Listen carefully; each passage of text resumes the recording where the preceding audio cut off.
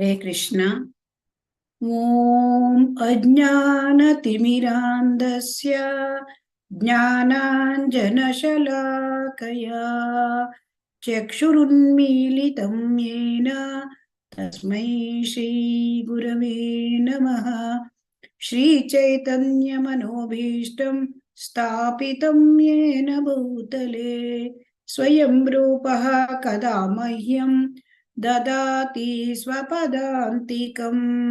वन्देऽहं श्रीगुरोः श्रीयुतपदकमलं श्रीगुरून् वैष्णवांश्च श्रीरूपं साग्रजातं सहगणरघुनाथान्वितं तं सजीवं साद्वैतं सावधूतं परिजनसहितं कृष्णचैतन्यदेवं श्रीराधा कृष्णपादान् सहगणललिता श्रीविशाखान्वितांश्च हे कृष्णा करुणा सिन्धो दीनबन्धो जगत्पते गोपेशा गोपिका कान्ता राधा कान्ता नमोऽस्तुते। तप्त काञ्चन गौरांगी राधे वृन्दावनेश्वरी वृषभानुसुते देवी प्रणमामि हरिप्रिये। वाञ्छाकल्पतरुभ्यश्च कृपा सिन्धुभ्य एव च पतितानां पावनेभ्यो वैष्णवेभ्यो नमो नमः। जय श्री कृष्ण चैतन्य प्रभु नित्यानंद श्री अद्वैत गदाधर श्रीवासादि गौर भक्त वृंद। हरे कृष्ण कृष्ण कृष्ण हरे हरे हरे राम राम राम हरे हरे हरे कृष्ण कृष्ण कृष्ण हरे हरे हरे राम राम राम हरे हरे हरे कृष्ण कृष्ण कृष्ण हरे हरे हरे राम राम राम हरे हरे। श्री श्री राधा गोविंद की जय। श्री श्री गौरनिताय की जय। ಶ್ರೀಲ ಪ್ರಭುಪಾದ ಕಿ ಜೈ। ಹರೇ ಕೃಷ್ಣ. ಎಲ್ಲರಿಗೂ ಸ್ವಾಗತ ಭಗವದ್ಗೀತಾ ತರಗತಿಗೆ. ಹರೇ ಕೃಷ್ಣ ಮಾತಾಜಿ. ಕೃಷ್ಣ ಹರೇ ಕೃಷ್ಣ ಮಾತಾಜಿ. ಹರೇ ಕೃಷ್ಣ ಮಾತಾಜಿ. ಹರೇ ಕೃಷ್ಣ ಮಾತಾಜಿ 17 ಇರ್ಬೇಕು ಮಾತಾಜಿ. ಒಂದ್ ನಿಮಿಷ. ರಿಲಿಜನ್ ಇಂದ ಸ್ಟಾರ್ಟ್ ಮಾಡ್ಬೇಕು ಅನ್ಸುತ್ತೆ ಮಾತಾಜಿ.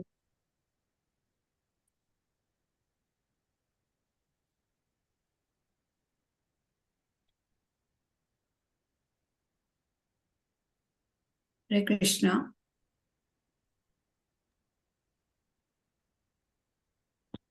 ಇಲ್ಲಿಂದ ಇದೆ ನ ತದ್ಭಾಸಯತೆ ಸೂರ್ಯೋ.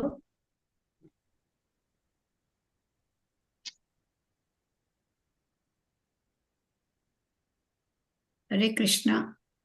ಎಲ್ಲಿಂದ ಸ್ಟಾರ್ಟ್ ಮಾಡ್ಬೇಕು ಗೊತ್ತಿದ್ಯಾ ಹರೇ ಕೃಷ್ಣ? ಇವತ್ತು ರಿಲಿಜನ್ ಎನ್ನುವ ಇಂಗ್ಲಿಷ್ ಪದವು ಅಲ್ಲಿಂದ ಇರ್ಬೇಕು ಮಾತಾಜಿ. ಒಂದು ಪೇಜ್ ನಂಬರ್ 17 ಇದೆ, ಅಲ್ಲಿ ಗೊತ್ತಿಲ್ಲ ಮಾತಾಜಿ. ಇದೆಲ್ಲ ಆಗಿದೆ, ಆನಂದಮಯ ಅಭ್ಯಾಸದೆಲ್ಲ ಆಗಿದೆ. ಇಲ್ಲಿಂದ ನೋಡೋಣ. ಹರೇ ಕೃಷ್ಣ. ಓದ್ತೀರಾ ಮಾತಾಜಿ? ಹರೇ ಕೃಷ್ಣ ಮಾತಾಜಿ. ಓದಿ ಮಾತಾಜಿ.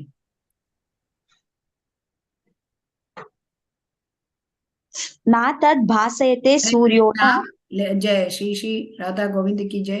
ಶ್ರೀ ಶ್ರೀ ಶ್ರೀಲ ಪ್ರಭುಪಾದ ಕಿ ಜಯ. ಹರೇ ಕೃಷ್ಣ. ಹರೇ ಕೃಷ್ಣ ಮಾತಾಜಿ. ನಾ ತದ್ ಭಾಸಯತೆ ಸೂರ್ಯೋ ನಾ ಶಶಾಂಕೋ ನ ಪಾವಕಃ ಯದ್ಗತ್ವಾ ನಾ ನಿವೃತ್ತಂತೆ ತದ್ದಾಮ ಪರಮಮಮ. ಈ ನನ್ನ ಪರಮ ಧಾಮವನ್ನು ಸೂರ್ಯನಾಗಲಿ ಚಂದ್ರನಾಗಲಿ ಅಗ್ನಿಯಾಗಲಿ ವಿದ್ಯುತ್ ಶಕ್ತಿಯಾಗಲಿ ಬೆಳಗುವುದಿಲ್ಲ. ಅದನ್ನು ಸೇರಿದವರು ಈ ಐಹಿಕ ಜಗತ್ತಿಗೆ ಹಿಂದಕ್ಕೆ ಬರುವುದೇ ಇಲ್ಲ. ಈ ಶ್ಲೋಕವು ಸನಾತನ ಗಗನವನ್ನು ವರ್ಣಿಸುತ್ತದೆ. ನಿಜ, ಆಕಾಶದ ಐಹಿಕ ಪರಿಕಲ್ಪನೆಯೊಂದು ನಮಗಿದೆ. ಅದನ್ನು ಕುರಿತು ಯೋಚಿಸುವಾಗ ಸೂರ್ಯ ಚಂದ್ರ ನಕ್ಷತ್ರ ಮುಂತಾದವುಗಳಿಗೆ ಸಂಬಂಧಿಸಿದಂತೆ ಯೋಚಿಸುತ್ತೇವೆ. ಆದರೆ ಈ ಆಧ್ಯಾತ್ಮಿಕ ಗಗನವನ್ನು ಬ್ರಹ್ಮ ಜ್ಯೋತಿಯು ಎಂದರೆ ಭಗವಂತನಿಂದ ಹೊರಸೂಸುತ್ತಿರುವ ಕಿರಣಗಳು ಬೆಳಗುತ್ತಿರುವುದರಿಂದ ಈ ಸನಾತನ ಗಗನಕ್ಕೆ ಸೂರ್ಯ ಅಥವಾ ಚಂದ್ರ ಅಥವಾ ವಿದ್ಯುತ್ ಶಕ್ತಿ ಅಥವಾ ಅಗ್ನಿಯ ಅಗತ್ಯವೇ ಇಲ್ಲ ಎಂದು ಈ ಶ್ಲೋಕದಲ್ಲಿ ಭಗವಂತನೇ ಹೇಳಿದ್ದಾನೆ. ನಾವು ಇತರ ಗ್ರಹಗಳನ್ನು ತಲುಪಲು ಕಷ್ಟದಿಂದ ಪ್ರಯತ್ನಿಸುತ್ತಿದ್ದೇವೆ, ಆದರೆ ಭಗವಂತನ ನಿವಾಸವನ್ನು ಅರ್ಥ ಮಾಡಿಕೊಳ್ಳಲು ಕಷ್ಟಪಡಬೇಕಾಗಿಲ್ಲ. ಈ ನಿವಾಸವನ್ನು ಗೋಲೋಕ ಎಂದು ಕರೆಯುತ್ತಾರೆ. ಬ್ರಹ್ಮ ಸಂಹಿತೆಯಲ್ಲಿ 5.37 ಇದರ ಸುಂದರ ವರ್ಣನೆ ಇದೆ. ಗೋಲೋಕ ಏವ ನಿವಸತಿ ನಿವಸತ್ಯ ಕಿಲಾತ್ಮ ಭೂತಃ. ಭಗವಂತನು ನಿರಂತರವಾಗಿ ತನ್ನ ನಿವಾಸದ ಗೋಲೋಕದಲ್ಲಿ ವಾಸಿಸುತ್ತಾನೆ. ಆದರೂ ಈ ಪ್ರಪಂಚದಿಂದ ಅವನ ಬಳಿಗೆ ಹೋಗಲು ಸಾಧ್ಯವಿದೆ.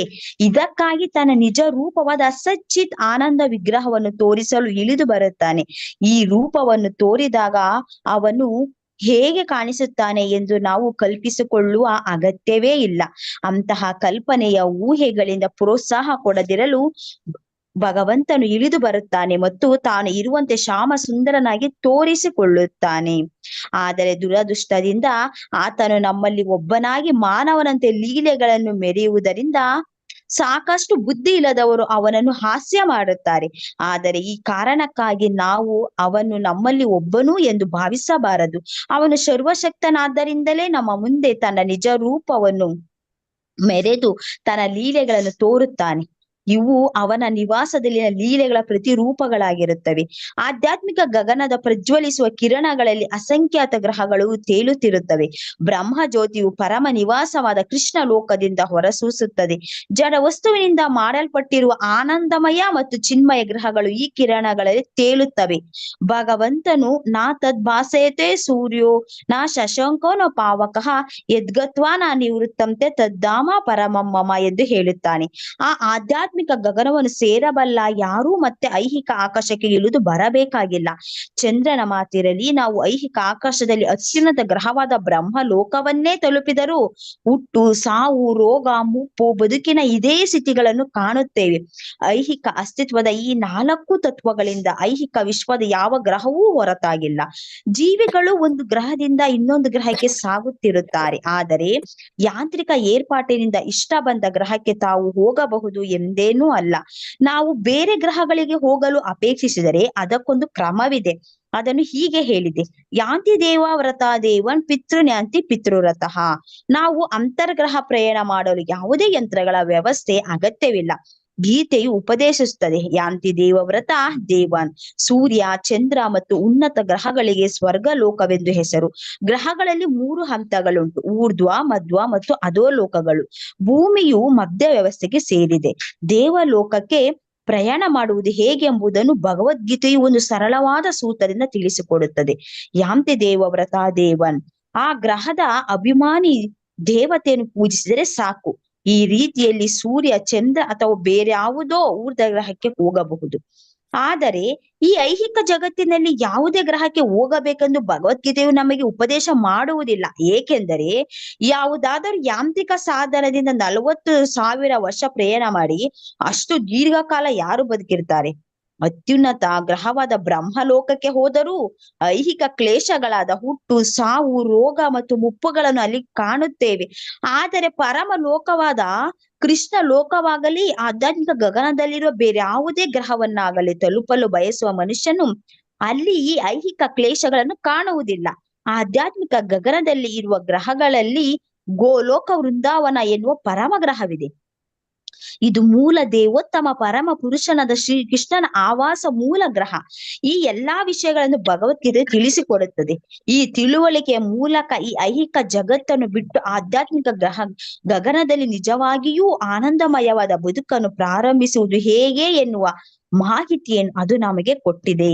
ಹರೇ ಕೃಷ್ಣ ಮಾತಾಜಿ, ಧನ್ಯವಾದಗಳು. ಕೃಷ್ಣ. ಹಾಗಾಗಿ ಇಲ್ಲಿ ನಾವು ತುಂಬಾ ಚೆನ್ನಾಗಿ ತಿಳ್ಕೊಳ್ಬೇಕು, ಭಗವದ್ಗೀತೆ ನಮಗೆ ಏನನ್ನು ಕಲಿಸುತ್ತದೆ. ಈ ಭಗವದ್ಗೀತೆ ಇದು ಏನ್ ತಿಳುವಳಿಕೆ ಕೊಡ್ತದೆ? ಈ ಐಹಿಕ ಜಗತ್ತು ಅದು ಶಾಶ್ವತ ಅಲ್ಲ, ಅದು ದುಃಖಮಯ. ಆದರೆ ಆಧ್ಯಾತ್ಮಿಕ ಗಗನ ಇದೆ. ಆ ಆಧ್ಯಾತ್ಮಿಕ ಗಗನ ಅದು ಶಾಶ್ವತವಾದದ್ದು ಮತ್ತು ಆನಂದಮಯವಾದದ್ದು. ಸೊ ಅಲ್ಲಿ ನಾವು ಹೇಗೆ ಬದುಕನ್ನು ಪ್ರಾರಂಭಿಸಬೇಕು? ನಾವು ಇಲ್ಲಿ ಬದುಕಿದ್ರು ಅದು ನಮ್ಮದು ಶಾಶ್ವತ ಅಲ್ಲ. ಸೊ ಹಾಗಾಗಿ ನಾವು ಶಾಶ್ವತವಾದ ಆನಂದದಿಂದ ತುಂಬಿರುವ ಲೋಕವನ್ನು ನಾವು ಪಡ್ಕೊಳ್ಬೇಕು. ಅದನ್ನು ಹೇಗೆ ಪಡ್ಕೊಳ್ಳೋದು ಅಂತ ಭಗವದ್ಗೀತೆ ಹೇಳ್ತದೆ. ಮತ್ತೆ ಆ ಒಂದು ಆಧ್ಯಾತ್ಮಿಕ ಗಗನ, ಭಗವಂತನ ಲೋಕ, ಅದರ ಬಗ್ಗೆ ಎಲ್ಲ ಒಂದು ಮಾಹಿತಿಯನ್ನು ನಮಗೆ ಭಗವದ್ಗೀತೆ ತಿಳಿಸ್ಕೊಡ್ತಾ ಇದೆ. ಸೊ ಹಾಗಾಗಿ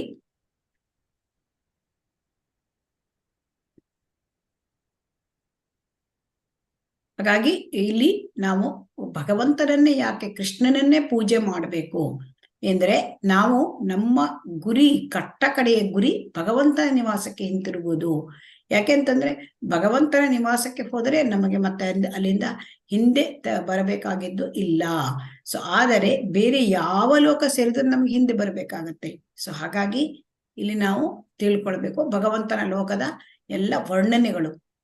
ಸೊ ಭಗವದ್ಗೀತೆಯ 15ನೇ ಅಧ್ಯಾಯದ 6ನೇ ಶ್ಲೋಕ. ನ ತದ್ಭಾಸಯತೆ ಸೂರ್ಯೋ ನ ಶಶಾಂಕೋ ನ ಪಾವಕಃ ಯದ್ಗತ್ವಾ ನ ನಿವರ್ತಂತೆ ತದ್ಧಾಮ ಪರಮಂ ಮಮ. ಹಾಗಾದ್ರೆ ಈ ಭಗವಂತನ ಲೋಕದಲ್ಲಿ ಅಲ್ಲಿ ಕತ್ತಲೆ ಹೇಳುವುದು ಇಲ್ಲ. ಈಗ ನಮ್ಮ ಈ ಐಹಿಕ ಪ್ರಪಂಚದಲ್ಲಿ ನಮಗೆ ಕತ್ತಲೆ ಇದೆ, ಆಮೇಲೆ ಒಂದು ಬೆಳಕು, ಸೂರ್ಯ ಇದ್ದಾನೆ. ಆದರೆ ಆ ಭಗವಂತನ ಧಾಮ ಅದು ಪರಮಧಾಮ. ಸೊ ಆ ಪರಮಧಾಮದಲ್ಲಿ ಸೂರ್ಯ ಬೇಕಾಗ್ಲಿಲ್ಲ, ಚಂದ್ರ ಬೇಕಾಗ್ಲಿಲ್ಲ, ಅಗ್ನಿ ಬೇಕಾಗ್ಲಿಲ್ಲ.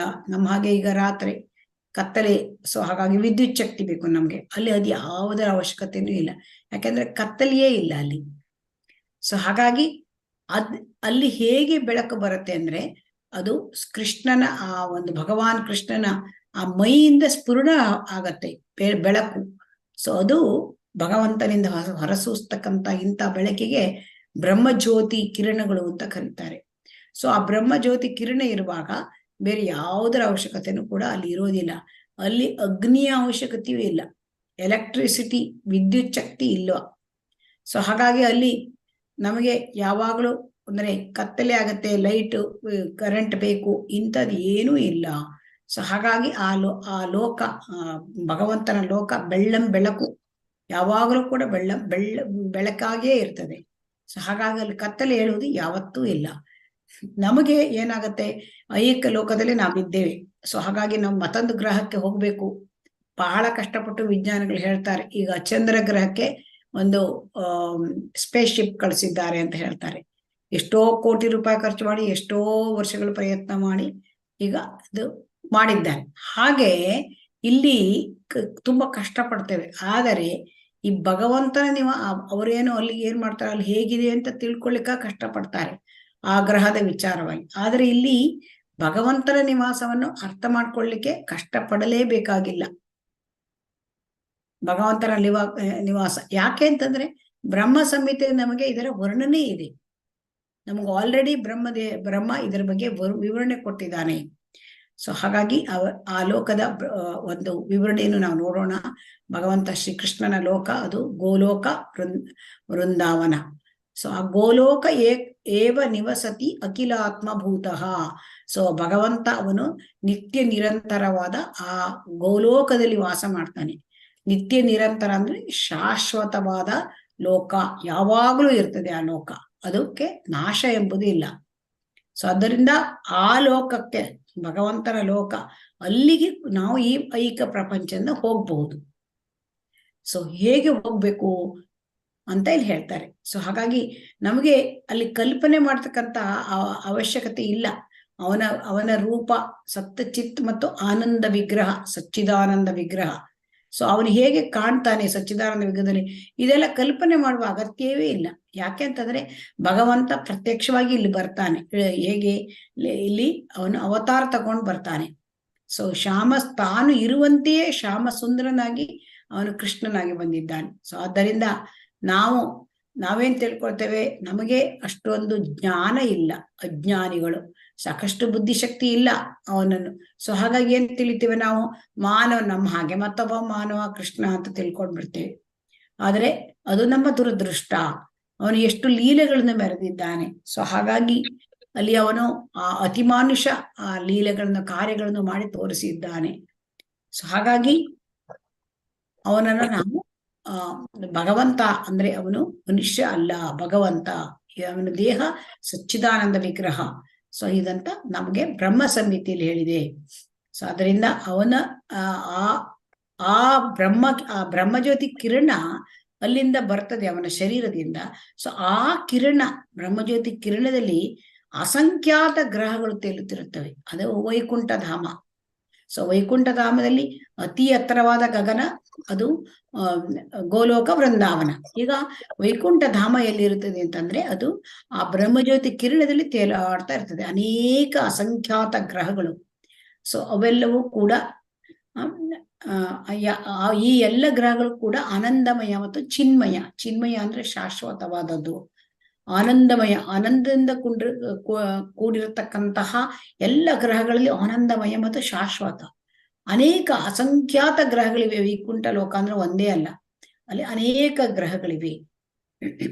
ನ ತತ್ಪಾಸಯತೆ ಸೂರ್ಯೋ ನ ಶಶಾಂಕೋ ನ ಪಾವಕಃ ಯದ್ಗತ್ವಾ ನ ನಿವರ್ತಂತೆ ತದ್ದಾಮ ಪರಮಮ್ಮ ಎಂದು ಭಗವಂತ ಹೇಳ್ತಾನೆ. ಅದೇ ಅಲ್ಲಿ ಸೂರ್ಯ ಬೇಕಾಗಿಲ್ಲ, ಚಂದ್ರ ಬೇಕಾಗಿಲ್ಲ, ಅಗ್ನಿ ಬೇಕಾಗ್ಲಿಲ್ಲ, ವಿದ್ಯುತ್ ಶಕ್ತಿ ಬೇಕಾಗ್ಲಿಲ್ಲ.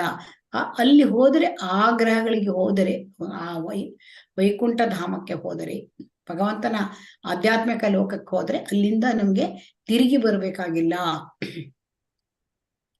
ಆದರೆ ನಾವು ಐಹಿಕ ಲೋಕಗಳಲ್ಲಿ ನಾವು ಎಷ್ಟೇ ಉನ್ನತ ಲೋಕವನ್ನು ನಾವು ಪಡೆದುಕೊಂಡ್ರು, ಐಹಿಕ ಲೋಕದಲ್ಲಿ ಉನ್ನತ ಲೋಕ ಯಾವುದು? ಹರೇ ಕೃಷ್ಣ. ಅತಿ ಉನ್ನತವಾದ ಲೋಕ ಯಾವುದು? ಐಹಿಕ ಬ್ರಹ್ಮಲೋಕ ಮಾತಾಜಿ. ಆ ಬ್ರಹ್ಮ ಭುವನ ಲೋಕೆ ಪುನರಾವರ್ತಿನೋ ಅರ್ಜುನ. ಸೊ ಅಲ್ಲಿ ಅಂತ ಬ್ರಹ್ಮಲೋಕಕ್ಕೆ ಹೋದ್ರೂ ಕೂಡ ನಮ್ಗೆ ಮತ್ತೆ ಇಲ್ಲಿ ಹುಟ್ಟಿ ಬರ್ಬೇಕಾಗತ್ತೆ. ಮತ್ತೆ ಅಲ್ಲಿ ನಮ್ಮ ಪುಣ್ಯ ಕಳೆದ ಮೇಲೆ ನಾವು ಹುಟ್ಟಿ ಬರಬೇಕಾಗತ್ತೆ. ಸೊ ಮತ್ತೆ ಆ ಬ್ರಹ್ಮಲೋಕದಲ್ಲಿ ಹೋದರೂ ಕೂಡ ಅವೆಲ್ಲವೂ ಅವು ಸ್ವರ್ಗಲೋಕಗಳೇ. ಆದರೆ ಅಲ್ಲಿ ಹೋದರೂ ಕೂಡ ಅಲ್ಲಿ ಕೂಡ ರೋಗ, ಹುಟ್ಟು, ಸಾವು, ರೋಗ, ಮುಪ್ಪು ಇದೆ. ಸೊ ಇದು ಎಲ್ಲ ಐಹಿಕ ಲೋಕದ ಎಲ್ಲ ಕಡೆಗೂ ಇದೆ. ಸೊ ಬ್ರಹ್ಮಲೋಕಕ್ಕೆ ಹೋದ್ರೂ ಕೂಡ ಇದನ್ನು ತಪ್ಪಿಸ್ಲಿಕ್ಕೆ ಸಾಧ್ಯ ಇಲ್ಲ. ಸೊ ಹಾಗಾಗಿ ನಾವು ಜೀವಿಗಳು, ನಾವು ಏನ್ ಮಾಡ್ತೇವೆ, ಬದ್ಧ ಜೀವಿಗಳು ಒಂದು ಗ್ರಹದಿಂದ ಇನ್ನೊಂದು ಗ್ರಹ ಅಂದ್ರೆ ಅಧೋಲೋಕ, ಊರ್ಧ್ವಲೋಕ, ಮಧ್ಯಲೋಕ ಎಲ್ಲ ಕಡೆಗೂ ನಾವು ಹೋಗ್ತಾ ಇರ್ತೇವೆ. ಎಲ್ಲೆಲ್ಲಿ ನಮ್ಗೆ ದೇಹ ಯಾವ ತರ ಸಿಗ್ತದೆ ಆ ತರದ ಪ್ರಕಾರ ನಾವು ಹೋಗ್ತಾ ಇರ್ತೇವೆ. ದೇಹವನ್ನ ಅಂದ್ರೆ ಈ ಐಹಿಕ ದೇಹ ಅದು ನಾಶವಾದ ಮೇಲೆ ಮತ್ತೊಂದು ಐಹಿಕ ದೇಹ ಸಿಕ್ಕಾಗ ನಾವು ಮತ್ತೊಂದು ಗ್ರಹಕ್ಕೆ ಹೋಗ್ಬೋದು. ಎಲ್ಲಿ ಹೋಗ್ತೇವೆ ನಮ್ಗೆ ಗೊತ್ತಿಲ್ಲ. ಸೊ ಅಲ್ಲಿ ನಮ್ಮ ಕರ್ಮದ ಪ್ರಕಾರ ನಮಗೆ ಅದನ್ನ ಕೊಡಲಾಗತ್ತೆ. ಸೊ ಹಾಗಾಗಿ ಬೇರೆ ಬೇರೆ ಗ್ರಹಗಳಿಗೆ ನಾವು ಹೋಗ್ಬೇಕು ಅಂತಂದ್ರೆ ಏನ್ ಮಾಡ್ಬೇಕು, ನಾವು ಈ ಐಹಿಕ ಗ್ರಹಗಳಲ್ಲೇ ಇರ್ಬೇಕಾದ್ರೆ ಯಾಂತಿ ದೇವವ್ರತ ದೇವಾನ್ ಪಿತೃನ್ ಯಾಂತಿ ಪಿತೃವ್ರತಃ ಭಗವದ್ಗೀತೆಯಲ್ಲಿ ಹೇಳಿದೆ.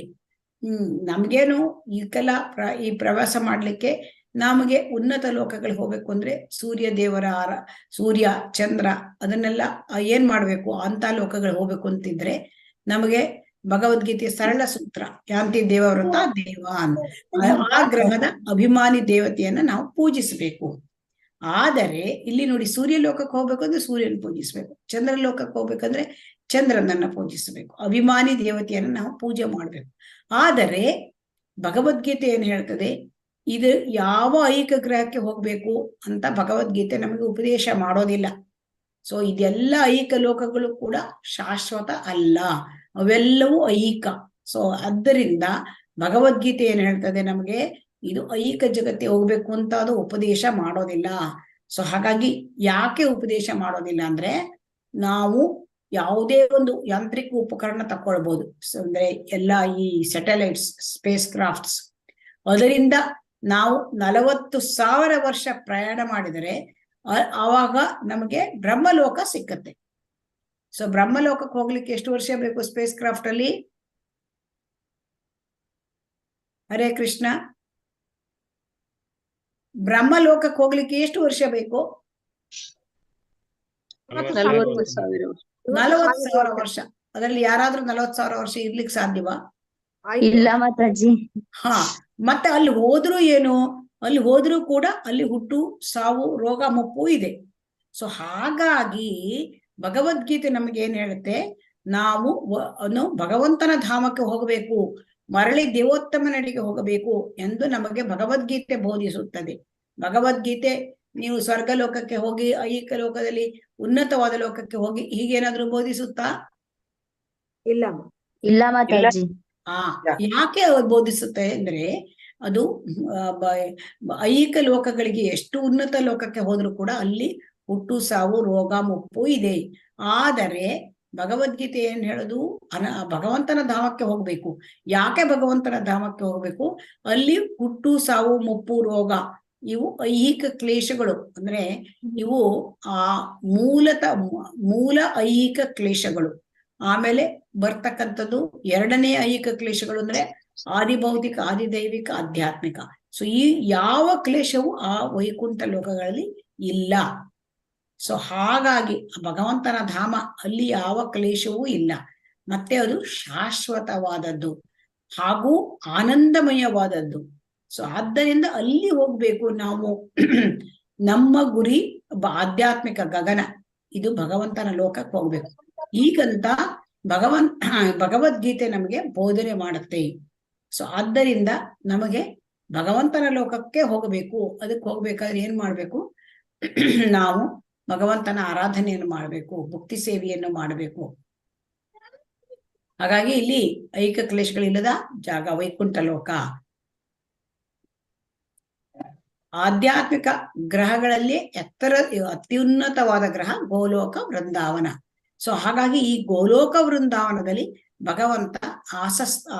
ಭಗವಂತನ ಕೃಷ್ಣನ ಆವಾಸ ಸ್ಥಾನ, ಮೂಲ ಗ್ರಹ, ಎಲ್ಲದಕ್ಕಿಂತ ಮೂಲ ಗ್ರಹ ಅದು.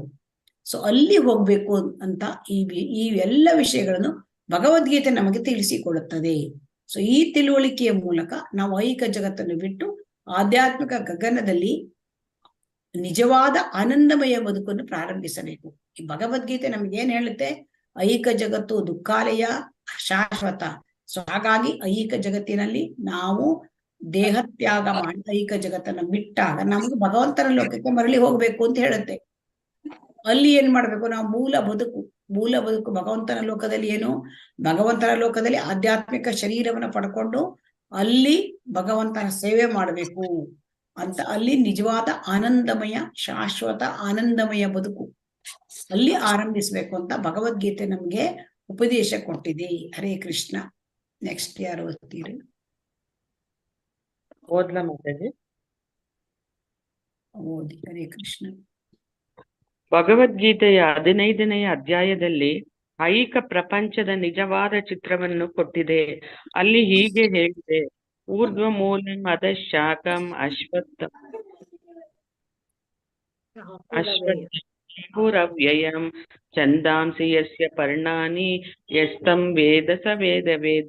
ಮೇಲ್ಭಾಗದಲ್ಲಿ ಬೇರುಗಳು, ಕೆಳಭಾಗದಲ್ಲಿ ರೆಂಬೆಗಳು ಇರುವ ಒಂದು ಮರಕ್ಕೆ ಐಹಿಕ ಜಗತ್ತನ್ನು ಹೋಲಿಸಲಾಗಿದೆ. ಬೇರುಗಳು ಮೇಲಿರುವ ಮರದ ಅನುಭವ ನಮಗಿದೆ. ಒಂದು ನದಿಯ ಅಥವಾ ಜಲಾಶಯದ ದಡದ ಮೇಲೆ ನಿಂತವನು ನೀರಿನಲ್ಲಿ ಪ್ರತಿಬಿಂಬ ಕಾಣುವ ಮರಗಳು ತಲೆ ಕೆಳಗಾಗಿವೆ ಎಂದು ಕಾಣುತ್ತಾನೆ. ಗೊಂಬೆಗಳು ಕೆಳಕ್ಕೆ ಹೋಗುತ್ತವೆ ಮತ್ತು ಬೇರುಗಳು ಮೇಲೆ ಹೋಗುತ್ತವೆ. ಇದೇ ರೀತಿಯಲ್ಲಿ ಐಹಿಕ ಪ್ರಪಂಚವು ಆಧ್ಯಾತ್ಮಿಕ ಪ್ರಪಂಚದ ಪ್ರತಿಬಿಂಬ. ಐಹಿಕ ಜಗತ್ತು ವಾಸ್ತವಿಕತೆಯ ಪ್ರತಿಬಿಂಬ ಮಾತ್ರ. ಪ್ರತಿಬಿಂಬದಲ್ಲಿ ವಾಸ್ತವವಾಗಲಿ ಸಾರವಾಗಲಿ ಇಲ್ಲ. ಆದರೆ ಪ್ರತಿಬಿಂಬದಿಂದಾಗಿ ಸಾರ ಎನ್ನುವುದು ವಾಸ್ತವತೆ ಎನ್ನುವುದು ಎಂದು ನಾವು ಅರ್ಥ ಮಾಡಿಕೊಳ್ಳಬಹುದು. ಮರಳುಗಾಡಿನಲ್ಲಿ ನೀರಿಲ್ಲ, ಆದರೆ ಮರೀಚಿಕೆಯು ನೀರು ಎನ್ನುವ ವಸ್ತು ಉಂಟು ಎನ್ನುವುದನ್ನು ಸೂಚಿಸುತ್ತದೆ. ಐಹಿಕ ಜಗತ್ತಿನಲ್ಲಿ ನೀರಿಲ್ಲ, ಸುಖವಿಲ್ಲ, ಆದರೆ ಸುಖದ ವಾಸ್ತವವಾದ ನೀರು ಆಧ್ಯಾತ್ಮಿಕ ಜಗತ್ತಿನಲ್ಲಿ ಉಂಟು. ನಾವು ಆಧ್ಯಾತ್ಮಿಕ ಜಗತ್ತನ್ನು ಈ ರೀತಿಯಲ್ಲಿ ಸೇರಬಹುದೆಂದು ಭಗವಂತನು ಸೂಚಿಸುತ್ತಾನೆ. ಗೀತಾ 15.5. ನಿರ್ಮಾಣ ಮೋಹ ಜಿತ ಸಂಗ ದೋಷ ಆಧ್ಯಾತ್ಮ ನಿತ್ಯ ವಿನಿವೃತ್ತ ಕಾಮಾಹ ದ್ವಂದ್ವೈರ್ಮುಕ್ತಾಃ ಸುಖ ದುಃಖ ಸಂಗೈಃ ಗಚ್ಚಂತ್ಯ ಮೂಢಾಃ ಪರಮವ್ಯಯಂ ಗಚ್ಚಂತಿ ಅಮೂಢಾಃ ಪದಂ ಅವ್ಯಯಂ ತತ್. ಗಚ್ಚಂತಿ ಮೂಢಾಃ ಗಚ್ಚಂತಿ ಅಮೂಢಾಃ ಪದಂ ಅವ್ಯಯಂ ತತ್. ಗಚ್ಚಂತಿ ಅಮೂಢಾಃ ಪದಂ ಅವ್ಯಯಂ ತತ್. ನಿರ್ಮಾಣ ಮೋಹ ಆದವನು ಪದಂ ಅವ್ಯಯಂ ಅನ್ನು ಎಂದರೆ ಸನಾತನ ರಾಜ್ಯವನ್ನು ಸೇರಬಲ್ಲ. ಹಾಗೆಂದರೆ ಅರ್ಥವೇನು? ನಮಗೆ ಸ್ಥಾನಗಳ ಹೆಸರುಗಳ ಮೋಹ, ಒಬ್ಬನಿಗೆ ಸರ್ ಎಂದು ಕರೆಸಿಕೊಳ್ಳುವ ಆಸೆ, ಮತ್ತೊಬ್ಬನಿಗೆ ಲಾರ್ಡ್ ಆಗುವ ಆಸೆ, ಮತ್ತೊಬ್ಬನಿಗೆ ಅಧ್ಯಕ್ಷನಾಗುವ, ಶ್ರೀಮಂತನಾಗುವ ಅಥವಾ ರಾಜನಾಗುವ, ಇಲ್ಲವೇ ಬೇರೇನೋ ಆಗುವ ಬಯಕೆ. ಈ ಸ್ಥಾನಗಳ ಹೆಸರುಗಳಿಗೆ ಅಂಟಿಕೊಂಡಿರುವಷ್ಟು ಕಾಲವು ನಾವು ದೇಹಕ್ಕೆ ಅಂಟಿಕೊಂಡಿರುತ್ತೇವೆ, ಏಕೆಂದರೆ ಈ ಸ್ಥಾನಮಾನಗಳು ದೇಹಕ್ಕೆ ಸೇರಿದವು.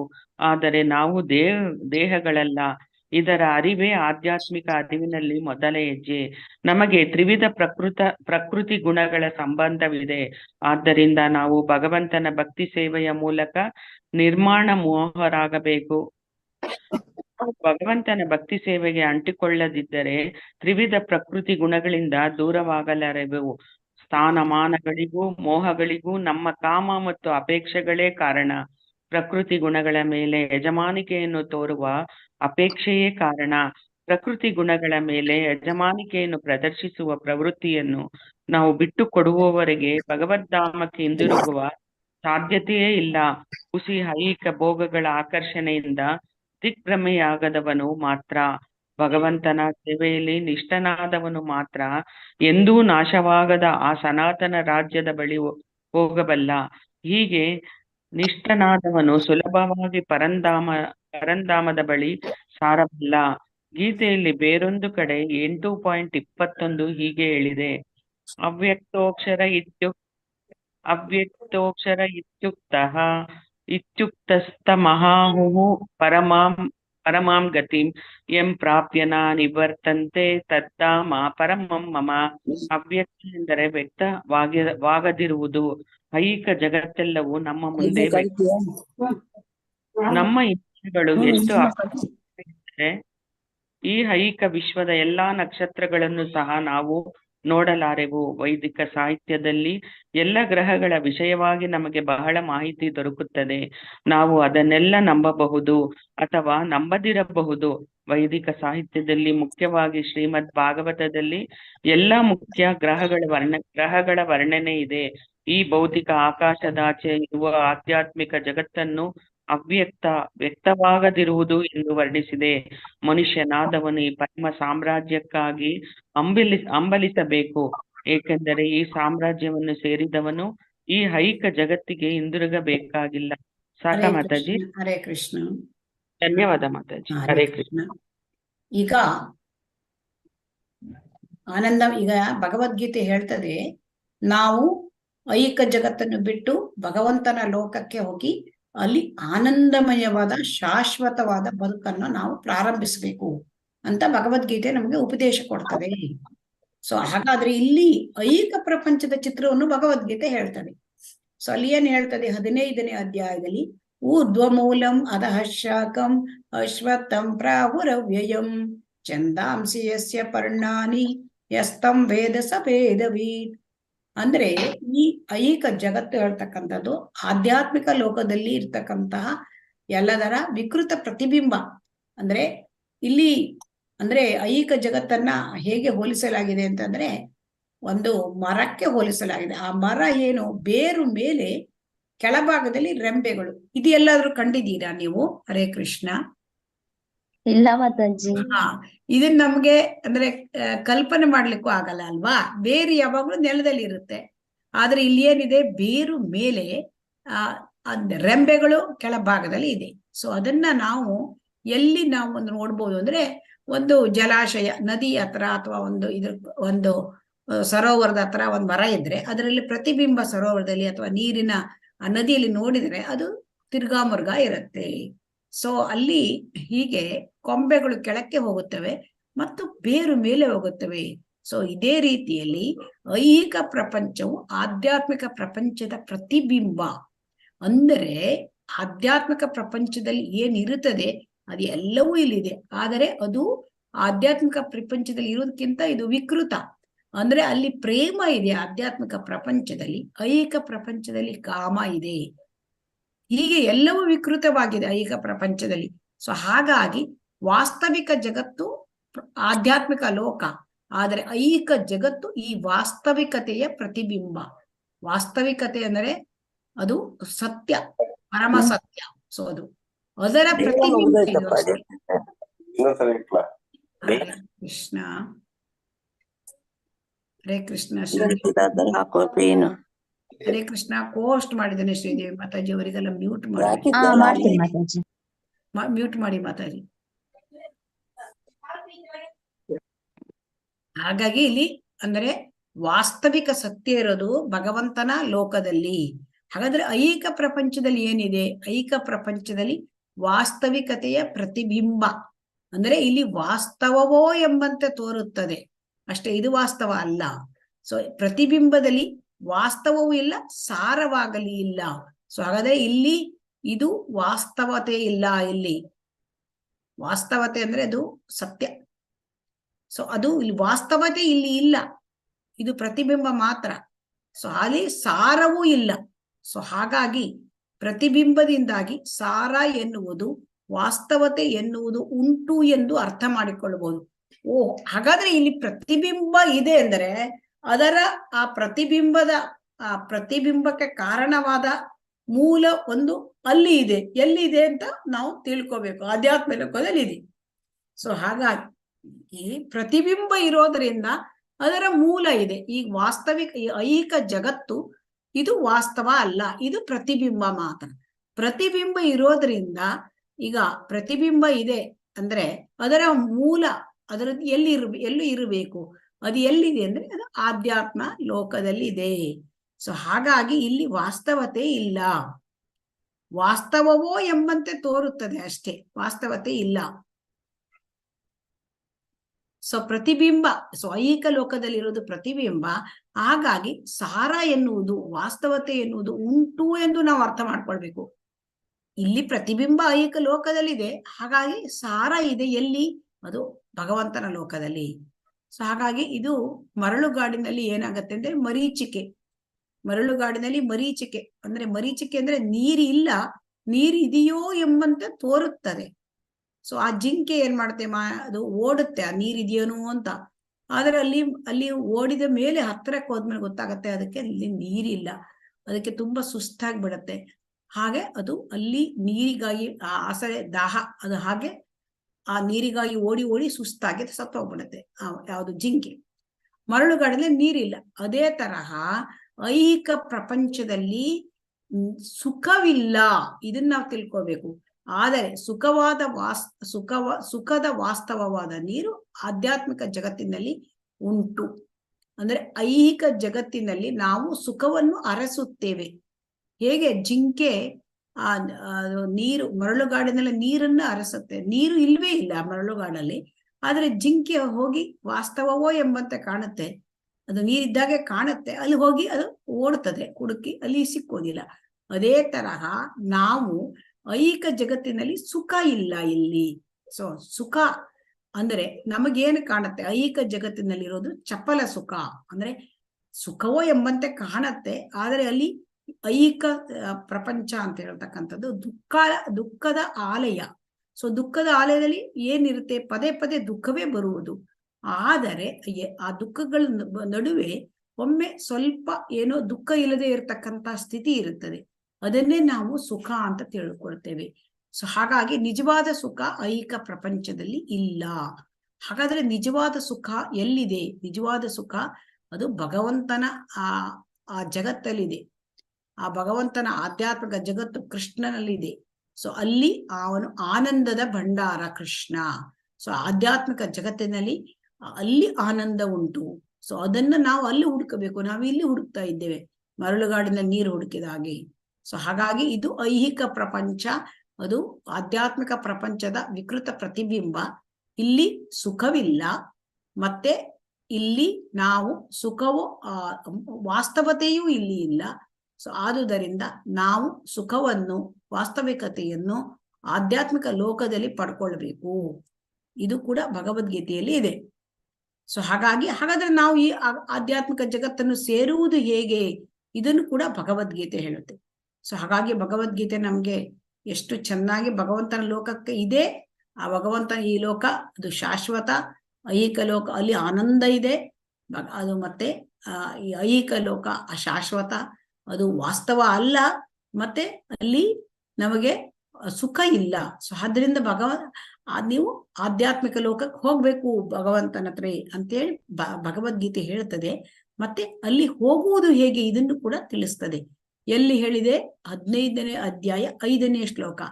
ನಿರ್ಮಾಣ ಮೋಹಾಜಿತ ಸಂಗ ದೋಷ ಅಧ್ಯಾತ್ಮ ನಿತ್ಯ ವಿನಿವೃತ್ತ ಕಾಮಾಹ ದ್ವಂದ್ವೈರ್ವಿಮುಕ್ತಾಃ ಸುಖ ದುಃಖ ಸಂಜ್ಞೈರ್ ಗಚ್ಚಂತಿ ಅಮೂಢಾಃ ಪದಂ ಅವ್ಯಯಂ ತತ್.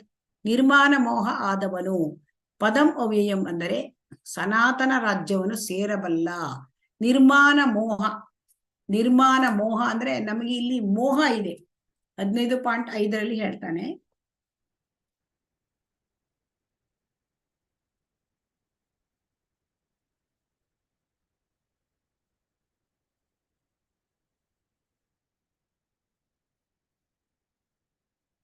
ಅಂದರೆ ಸುಳ್ಳು ಪ್ರತಿಷ್ಠೆಯಿಂದ, ಮೋಹದಿಂದ, ದುಸ್ಸಂಗದಿಂದ ಮುಕ್ತರಾದವರು, ನಿತ್ಯವಾದುದನ್ನು ಅರಿತವರು, ಐಹಿಕ ಕಾಮವನ್ನು ತ್ಯಜಿಸಿದವರು, ಸುಖ ದುಃಖಗಳ ದ್ವಂದ್ವದಿಂದ ಬಿಡುಗಡೆಯಾದವರು ಮತ್ತು ಗೊಂದಲವಿಲ್ಲದೆ ಆ ಪರಮ ಪುರುಷನಿಗೆ ಶರಣಾಗುವುದು ಹೇಗೆ ಎಂದು ತಿಳಿದವರು ಆ ಶಾಶ್ವತವಾದ ರಾಜ್ಯವನ್ನು ಅವರು ಪಡೀತಾರೆ. ಸೊ ಹಾಗಾಗಿ ಇದನ್ನ ನಿರ್ಮಾಣ ಮೋಹ, ಈ ಮೋಹ ಐಹಿಕ ಪ್ರಪಂಚದಲ್ಲಿ ನಮಗೆ ಮೋಹ ಇದೆ, ಅದನ್ನ ಬಿಡಬೇಕು. ನಿರ್ಮಾಣ ಮೋಹ.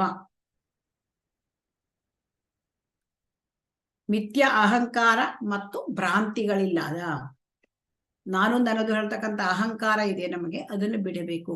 ಜಿತಸಂಗ ದೋಷ ಅಂದರೆ ಸಹವಾಸದ ದೋಷಗಳು, ಅದನ್ನು ನಾವು ಗೆಲ್ಲಬೇಕು. ಇಲ್ಲಿ ನಮಗೆ ನಮ್ಮ ಸಹವಾಸ ಅದು ನಮಗೆ ದೋಷಯುಕ್ತವಾದ ಸಹವಾಸ ಇದೆ. ಸೊ ಅದು ದುಸ್ಸಂಗ ಇದೆ ನಮಗೆ. ಸೊ ಆ ದುಸ್ಸಂಗದಿಂದ ನಾವು ಮುಕ್ತರಾಗಬೇಕು. ಅಧ್ಯಾತ್ಮ ನಿತ್ಯ ವಿನಿವೃತ್ತ ಕಾಮ. ಸೊ ಆಧ್ಯಾತ್ಮ ಜ್ಞಾನ, ವಿನಿವೃತ್ತ ಕಾಮ ಅಂತಂದ್ರೆ ಕಾಮದ ಸಂಘವಿಲ್ಲದ. ಸೊ ಇದೆಲ್ಲ ಕಾಮ ಅಂದ್ರೆ ಬಯಕೆ.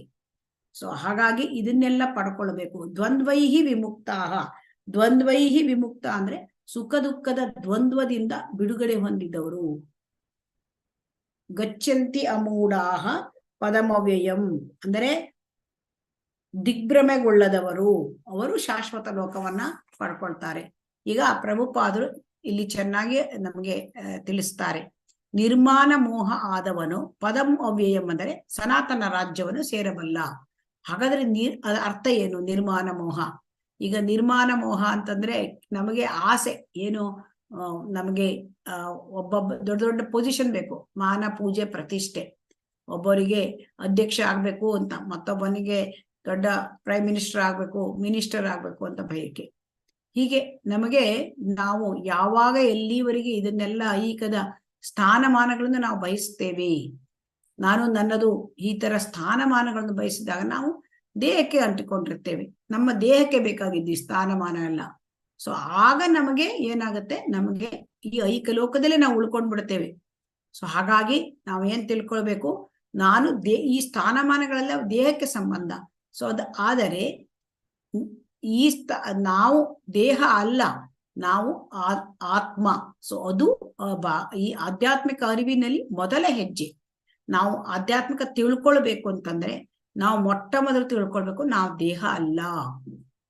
ಸೊ ನಾವು ದೇಹ ಅಲ್ಲ. ಸೊ ಹಾಗಾಗಿ ಈ ದೇಹಕ್ಕೆ ಸಂಬಂಧಪಟ್ಟಿದ್ದು ಯಾವುದು ನನ್ನದಲ್ಲ, ಅದು ತಿಳ್ಕೊಂಡ್ರೆ ಅದು ಆಧ್ಯಾತ್ಮಿಕದಲ್ಲಿ ಮೊದಲನೇ ಹೆಜ್ಜೆ. ಸೊ ನಾವು ಮೊದಲನೇ ಹೆಜ್ಜೆ ಇಡಬೇಕಂದ್ರೆ ನಾವು ಮೊದಲನೇ ಹೆಜ್ಜೆ ಇಡದೆ ನಮಗೆ ಅರ್ಥ ಆಗೋದಿಲ್ಲ. ಸೊ ಮೊಟ್ಟ ಮೊದಲನೇ ಹೆಜ್ಜೆ ನಾವು ದೇಹ ಅಲ್ಲ, ಇದನ್ನು ತಿಳ್ಕೋಬೇಕು. ಮತ್ತೆ ಎರಡನೇದೇನಾಗಿದೆ, ನಮಗೆ ತ್ರಿವಿಧ ಗುಣಗಳ ಸಂಬಂಧವಿದೆ. ಸೊ ಹಾಗಾಗಿ ಭಗವಂತನ ಭಕ್ತಿ ಸೇವೆಯ ಮೂಲಕ ನಿರ್ಮಾಣ ಮೋಹರಾಗಬೇಕು. ಈ 3 ಗುಣಗಳು ಇದ್ದಾಗ, ನಾವು 3 ಗುಣಗಳಲ್ಲಿ ಇದ್ದಾಗ ಐಹಿಕ ಪ್ರಪಂಚದಲ್ಲಿ ಇದ್ದೇ ಬಿಡ್ತೇವೆ. ಯಾಕೆಂದ್ರೆ ಮೋಹ ಅಲ್ಲಿ ಬಂದ್ಬಿಡುತ್ತೆ. ಸೊ ಹಾಗಾಗಿ ಈ 3 ಗುಣಗಳಿಂದ ಪಾರಾಗ್ಲಿಕ್ಕೆ ಹೇಗೆ, ಮಾಯೆಯಿಂದ ಬಿಡುಗಡೆ ಪಡಲಿ ಹೇಗೆ ಕೇಳಿದ್ರೆ ಭಗವಂತನ ಭಕ್ತಿ ಸೇವೆ. ಯಾಕೆಂದ್ರೆ ನಮ್ಮ ಮಾಯೆ ನಮ್ಮನ್ನ ಗಟ್ಟಿ ಇಟ್ಕೊಂಡ್ಬಿಟ್ಟಿದ್ದಾಳೆ 3 ಗುಣಗಳಿಂದ. ಸೊ ಹಾಗಾಗಿ ಆ 3 ಗುಣಗಳ ಹಗ್ಗದಲ್ಲಿ ನಮ್ಮನ್ನ ಬಂಧಿಸಿದ್ದಾಳೆ. ಹಾಗಾದ್ರೆ ನಾವು ಬಿಡುಗಡೆ ಪಡ್ಕೊಳ್ಳೋದು ಹೇಗೆ? ಬಿಡುಗಡೆ ಪಡ್ಕೊಳ್ಬೇಕಾದ್ರೆ ನಮಗೆ ಆ ಮಾಯೆ ಯಾರ ಅಂಡರ್ ಇದ್ದಾಳೆ, ಭಗವಂತನ ಕೈಯಲ್ಲಿದ್ದಾಳೆ. ಸೊ ಹಾಗಾಗಿ ನಾವು ಭಗವಂತನಿಗೆ ಶರಣ ಆದರೆ ಅವನು ಮಾಯೆ ಹತ್ರ ಬಿಡುಗಡೆ ಮಾಡು ನಮ್ಮನ್ನ ಅಂತ ಹೇಳ್ತಾನೆ. ಸೊ ಹಾಗಾಗಿ ಭಗವಂತನನ್ನ ಪಡ್ಕೊಳ್ಳೋದು ಹೇಗೆ, ಶರಣಾಗೋದು ಹೇಗೆ? ಭಕ್ತಿ ಸೇವೆಯ ಮೂಲಕ. ಸೊ ಈ ಭಕ್ತಿ ಸೇವೆ ಮಾಡಿದಾಗ ನಾವು ನಿರ್ಮಾಣ ಮೋಹರಾಗ್ತೇವೆ. ಸೊ ಹಾಗಾಗಿ ಅದು ನಿರ್ಮಾಣ ಮೋಹ. ಆದ್ದರಿಂದ ನಾವು ಭಗವಂತನ ಭಕ್ತಿ ಸೇವೆಯ ಮೂಲಕ ನಿರ್ಮಾಣ ಮೋಹರಾಗಬೇಕು. ನಾವು ಭಗವಂತನ ಭಕ್ತಿ ಸೇವೆಗೆ ಅಂಟಿಕೊಳ್ಳದಿದ್ದರೆ ತ್ರಿವಿಧ ಪ್ರಕೃತಿ ಗುಣಗಳಿಂದ ದೂರವಾಗಲಾರೆವು. ಇದು ಬಹಳ ಮುಖ್ಯವಾದದ್ದು. ಸೊ ಹಾಗಾಗಿ ನಾವು ಮಾಯೆಯಿಂದ ಮುಕ್ತರಾಗಬೇಕು ಅಂದ್ರೆ ಭಗವಂತನ ಸೇವೆಯನ್ನು ಮಾಡಬೇಕು. ಮಾಯೆ ಅಂದ್ರೆ ಇದು 3 ಗುಣಗಳಿಂದ ನಾವು ಕೂಡಿರೋದೇ ಮಾಯೆಯ ಸಂಬಂಧ. ಅದು 3 ಗುಣಗಳ ಸಂಬಂಧ. ಅದನ್ನು ಬಿಟ್ಕೊಳ್ದೆ ಹೋದ್ರೆ ನಮ್ಗೆ ಐಹಿಕ ಬಿಡಕ್ಕೆ ಆಗೋದಿಲ್ಲ. ಸೊ ಹಾಗಾಗಿ ನಾವು ಭಗವಂತನ ಭಕ್ತಿ ಸೇವೆಗೆ ಅಂಟಿಕೊಳ್ಳಬೇಕು. ನಾವು ದೇಹ ಪ್ರಜ್ಞೆಗೆ ಅಂಟಿಕೊಂಡು ಬಿಟ್ಟಿದ್ದೇವೆ. ಸೊ ಅದಕ್ಕೆ ಪ್ರಭುಪಾದರು ಹೇಳ್ತಾರೆ ಇಲ್ಲಿ ನಮ್ಗೆ ನಾವು ಈ ಭಗವಂತನ ಭಕ್ತಿ ಸೇವೆಗೆ ಅಂಟ್ಕೊಂಡ್ರೆ ನಮ್ಗೆಲ್ಲ ಪರಿಹಾರ ಆಗತ್ತೆ. ಸೊ ಸ್ಥಾನಮಾನಗಳಿಗೂ ಮೋಹಗಳಿಗೂ ನಮ್ಮ ಕಾಮ ಅಪೇಕ್ಷೆಗಳೇ ಕಾರಣ. ನಮಗೆ ಅದು ಬೇಕು ಇದು ಬೇಕು ಅಂತಕ್ಕಂಥ ಇಚ್ಛೆ ಇದೆಯಲ್ಲ, ಅದೇ ಕಾರಣ ಇದೆಲ್ಲದಕ್ಕೂ. ಸೊ ಅದಕ್ಕೆ ಪ್ರಕೃತಿಯ ಗುಣಗಳ ಮೇಲೆ ಯಜಮಾನಿಕೆಯನ್ನು ತೋರುವ ಅಪೇಕ್ಷೆಯೇ ಕಾರಣ.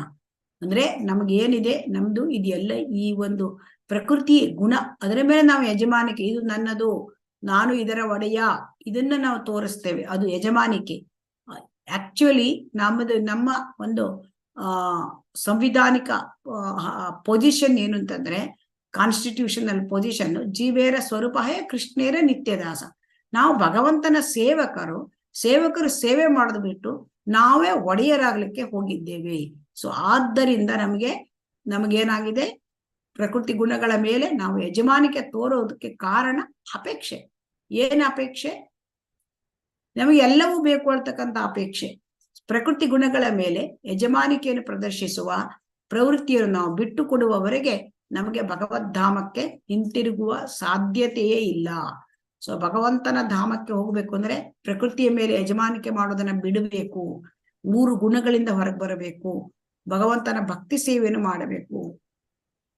ಹುಸಿ ಐಹಿಕ ಭೋಗಗಳ ಆಕರ್ಷಣೆಯಿಂದ ದಿಗ್ಭ್ರಮೆಯಾದವನು ಮಾತ್ರ, ಭಗವಂತನ ಸೇವೆಯಲ್ಲಿ ನಿಷ್ಠನಾದವನು ಮಾತ್ರ ಎಂದೂ ನಾಶವಾದ ಆ ಸನಾತನ ರಾಜ್ಯದ ಬಳಿಗೆ ಹೋಗಬಲ್ಲ. ಅಂದ್ರೆ ಐಹಿಕ ಭೋಗ ಅಂದ್ರೆ ಈ ಸೆನ್ಸ್ ಗ್ರಾಟಿಫಿಕೇಶನ್, ಇಂದ್ರಿಯ ಭೋಗ, ಅದರಿಂದ ಆಕರ್ಷಣೆಗೆ ಒಳಗಾಗದವನು. ಸೊ ಇಂದ್ರಿಯ ಭೋಗದ ಆಕರ್ಷಣೆಯಿಂದ ಒಳಗಾಗದವನು, ಐಹಿಕ ಜಗತ್ತಿನ ಒಡೆತನವನ್ನು ಹೊಂದದವನು, ಅವನು ಭಗವಂತನ ರಾಜ್ಯಕ್ಕೆ ಹೋಗ್ಲಿಕ್ಕೆ ಸಾಧ್ಯ ಅಂತ ಇಲ್ಲಿ ತಿಳ್ಕೊಳ್ಬೇಕು. ಸೊ ನಮ್ಮದು 2 ಮಿಸ್ಟೇಕ್ ಏನು, ನಮ್ಮ 2 ಡಿಫೆಕ್ಟ್ ಏನು ಅಂದ್ರೆ, ನಾವು ಇಂದ್ರಿಯ ಭೋಗದಲ್ಲಿ ತೊಡಗಿದ್ದೇವೆ, ನಾವು ಐಹಿಕ ಜಗತ್ತಿನ ಒಡೆತನವನ್ನು ನಾವು ಬಯಸುತ್ತೇವೆ. ಸೊ ಈ ಎರಡು ಪ್ರಬಲವಾದ ಕಾರಣಗಳು. ಅದು ನಾವು ಅದನ್ನ ಓವರ್ಕಮ್ ಆದ್ರೆ ನಾವು ಭಗವಂತನ ರಾಜ್ಯಕ್ಕೆ ಹೋಗ್ಬೋದು. ಸೊ ಹಾಗಾಗಿ ಹೀಗೆ ನಿಷ್ಠನಾದವನು ಸುಲಭವಾಗಿ ಪರಂಧಾಮಕ್ಕೆ ಹೋಗಬಲ್ಲ. ಪ್ರಭುಪಾದರು ಹೇಳ್ತಾರೆ ಇದು ಸುಲಭವಾಗಿ ಹೋಗ್ಬೋದು. ಹೇಗೆ? ನಾವು 3 ಗುಣಗಳಿಂದ ಪಾರಾಗ್ಬೇಕು. ಐಹಿಕ ಭೋಗದ ಆಕರ್ಷಣೆಯಿಂದ ನಾವು ದಿಗ್ಭ್ರಮೆ ಆಗ್ಬಾರ್ದು. ನಾವು ಐಹಿಕ ಭೋಗದ ಆಕರ್ಷಣೆ ಇರಬಾರ್ದು, ಮತ್ತೆ ಐಹಿಕ ಪ್ರಕೃತಿಯ ಒಂದು ಒಡೆತನ ಇರಬಾರ್ದು. ಇವೆರಡೇ ಬಹಳ ಕಷ್ಟವಾದದ್ದು. ಅದು ಸುಲಭ ಇದೆಯಾ? ಹರೇ ಕೃಷ್ಣ. ಇಲ್ಲಿ ನಾವು ಓದಿದಷ್ಟು ಸುಲಭ ಅಲ್ಲ. ಸೊ ಹಾಗಾಗಿ ಭಗವಂತನ ಭಕ್ತಿ ಸೇವೆಗೆ ತೊಡಗಿದರೆ ಇವೆರಡು ಹೋಗುತ್ತೆ. ಐಹಿಕದ ಭೋಗದ ಆಕರ್ಷಣೆ ಹೋಗುತ್ತೆ. ಯಾಕೆಂದ್ರೆ ಕೃಷ್ಣನ ಕಡೆಗೆ ಆಕರ್ಷಣೆ ಉಂಟಾಗತ್ತೆ. ಸೊ ಹಾಗಾಗಿ ಸಹಜವಾಗಿ ಐಹಿಕ ಭೋಗದ ಆಕರ್ಷಣೆ ಕಡಿಮೆ ಆಗುತ್ತೆ. ಯಾಕೆ ಅಂದ್ರೆ ಕೃಷ್ಣನ ಕಡೆಗೆ ಆಸಕ್ತಿ ಅಂದ್ರೆ ಪರಂ ದೃಷ್ಟುವ ನಿವರ್ತತೆ, ನಮಗೆ ಇನ್ನೂ ಹೆಚ್ಚಿನ ಒಂದು ಹೈಯರ್ ಟೆಸ್ಟ್ ಉಂಟಾಗತ್ತೆ. ಅದಕ್ಕಾಗಿ ಈ ಐಹಿಕ ಭೋಗ ತುಚ್ಛವಾಗತ್ತೆ. ಸೊ ಆಮೇಲೆ ನಮಗೆ ಅದು ಐಹಿಕದ ಮೇಲೆ ಯಜಮಾನಿಕೆಯನ್ನು ಪ್ರದರ್ಶಿಸುವ ಪ್ರವೃತ್ತಿ ಹೊರಟೋಗುತ್ತೆ.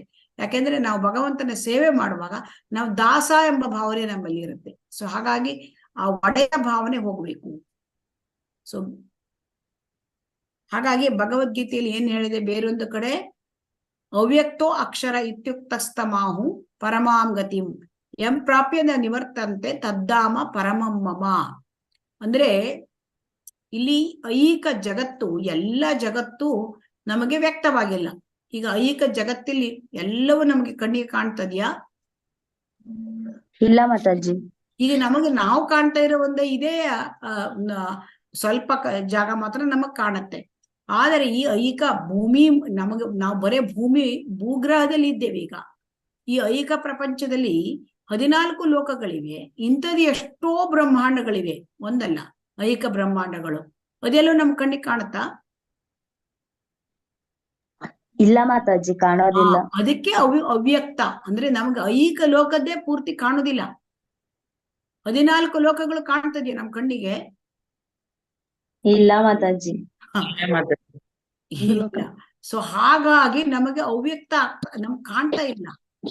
ಯಾಕಂದ್ರೆ ನಮ್ಮ ಇಂದ್ರಿಯಗಳು ಅಪರಿಪೂರ್ಣ. ಸೊ ಅಪರಿಪೂರ್ಣ. ಈ ಐಹಿಕ ವಿಶ್ವದಲ್ಲಿ ಎಷ್ಟೋ ಬ್ರಹ್ಮಾಂಡಗಳಿವೆ, 14 ಲೋಕದ ಬ್ರಹ್ಮಾಂಡಗಳು. ಸೊ ಈ ಐಹಿಕ ವಿಶ್ವದ ಎಲ್ಲ ನಕ್ಷತ್ರಗಳನ್ನು ಸಹ ನಾವು ನೋಡಲಾರೆವು. ಯಾಕೆ ನೋಡಲಾರೆವು? ನಮ್ಮ ಕಣ್ಣು ಇಂದ್ರಿಯಗಳು ಅಪರಿಪೂರ್ಣ. ಅದು ಪರಿಪೂರ್ಣ ಅಲ್ಲ ಇಂದ್ರಿಯ. ಯಾಕೆ ಅಪರಿಪೂರ್ಣ ಅಂದ್ರೆ ಇದು ಇಲ್ಲಿ ನಾವು ಇರ್ತಕ್ಕಂಥದ್ದು 3 ಗುಣಗಳ ಕೆಳಗೆ. ಸೊ 3 ಗುಣಗಳ ಅಂಡರ್ ಇರೋದ್ರಿಂದ ನಮಗೆ ಅಪರಿಪೂರ್ಣ. ನಮ್ಮ ಕಣ್ಣುಗಳು ಪರಿಶುದ್ಧವಾಗಿಲ್ಲ. ಸೊ ವೈದಿಕ ಸಾಹಿತ್ಯದಲ್ಲಿ ಎಲ್ಲ ಗ್ರಹಗಳ ವಿಷಯವಾಗಿ ನಮಗೆ ಬಹಳ ಮಾಹಿತಿ ಇದೆ. ಸೊ ನಮಗೆ ಎಲ್ಲಿದೆ ಗ್ರಹಗಳ ವಿಚಾರವಾಗಿ? ಭಾಗವತದಲ್ಲಿ ಇದೆ. ಮುಖ್ಯವಾಗಿ ಶ್ರೀಮದ್ ಭಾಗವತದಲ್ಲಿ ಎಲ್ಲ ಮುಖ್ಯ ಗ್ರಹಗಳ ವರ್ಣನೆಯನ್ನು ನಾವು ನೋಡ್ತೇವೆ. 5ನೇ ಸ್ಕಂದದಲ್ಲಿ ಇದೆ, ಕೊನೆಯಲ್ಲಿ. ಈ ಭೌತಿಕ ಆಕಾಶದ ಆಚೆ ಇರುವ ಆಧ್ಯಾತ್ಮಿಕ ಜಗತ್ತನ್ನು ಅವ್ಯಕ್ತ, ವ್ಯಕ್ತವಾಗಿರವಾಗದಿರುವುದು ಎಂದು ವರ್ಣಿಸಿದೆ. ಸೊ ಹಾಗಾಗಿ ಇಲ್ಲಿ ನಮ್ಗೆ ಐಹಿಕ ಜಗತ್ತೇ ಹೆಚ್ಚು ಕಾಣ್ತಾ ಇದೆ, ಎಲ್ಲವೂ ಕಾಣ್ತಾ ಇಲ್ಲ. ನಮಗೆ ಆಧ್ಯಾತ್ಮಿಕ ಜಗತ್ತು ಕಾಣ್ತದೆಯಾ? ಇಲ್ಲ ಮಾತಾಜಿ. ಅದಕ್ಕೆ ಅವ್ಯಕ್ತ, ವ್ಯಕ್ತವಾಗಿಲ್ಲ ಅಂದ್ರೆ ನಮ್ಮ ಕಣ್ಣಿಗೆ ಕಾಣ್ತಾ ಇಲ್ಲ ಅಂತ ವರ್ಣಿಸಿದೆ. ಮನುಷ್ಯನಾದವನು ಆ ಪರಮ ಸಾಮ್ರಾಜ್ಯಕ್ಕಾಗಿ ಹಂಬಲಿಸಬೇಕು. ಈಗ ನಾವು ಮನುಷ್ಯ ಜನ್ಮ ಬಂದಾಗ ನಾವು ಭಗವಂತನ ಲೋಕವನ್ನ ಹಂಬಲಿಸ್ಬೇಕು, ಅಲ್ಲಿ ಹೋಗ್ಬೇಕು ಅನ್ನೋ ಇಚ್ಛೆ ಇರಬೇಕು ನಮ್ಗೆ. ಯಾಕೆ ಇಚ್ಛೆ ಇರಬೇಕು ಅಂದ್ರೆ ಆ ಸಾಮ್ರಾಜ್ಯವನ್ನು ಸೇರಿದರೆ ಈ ಐಹಿಕ ಜಗತ್ತಿನಲ್ಲಿ ಜನ್ಮ, ಮೃತ್ಯು, ಜರಾವ್ಯಾಧಿ ಇರೋದಿಲ್ಲ. ಮತ್ತೆ ನಮ್ಗೆ ಹುಟ್ಟು, ಸಾವು, ಮುಪ್ಪು, ರೋಗ ಇದ್ಯಾವುದು ಬೇಡ ಅಂದ್ರೆ ನಾವು ಭಗವಂತನ ಲೋಕಕ್ಕೆ ಹೋಗ್ಬೇಕು. ನಮಗೆ ಕ್ಲೇಶಗಳು ಬೇಡ, ನಮಗೆ ಹುಟ್ಟು, ಸಾವು, ಮುಪ್ಪು, ರೋಗ. ಯಾರಿಗಾದ್ರೂ ಬೇಕಾ ಹುಟ್ಟು, ಸಾವು, ಮುಪ್ಪು, ರೋಗ, ಕ್ಲೇಶಗಳು? ಬೇಡ ಮಾತಾಜಿ. ಬೇಡದಿದ್ರೆ ಅಲ್ಲಿ ಹೋಗ್ಲಿಕ್ಕೆ ಹಂಬಲಿಸ್ಬೇಕಂತೆ. ಇಲ್ಲಿ ನಾವು ಇಲ್ಲದಿದ್ರೆ ಇಲ್ಲೇ ಉಳ್ಕೊಳ್ತೇವೆ. ಸೊ ಹಾಗಾಗಿ ಇದಾದ ಮೇಲೆ ಈಗ ನೆಕ್ಸ್ಟ್ ಓದ್ಬೇಕು. ಹರೇ ಕೃಷ್ಣ.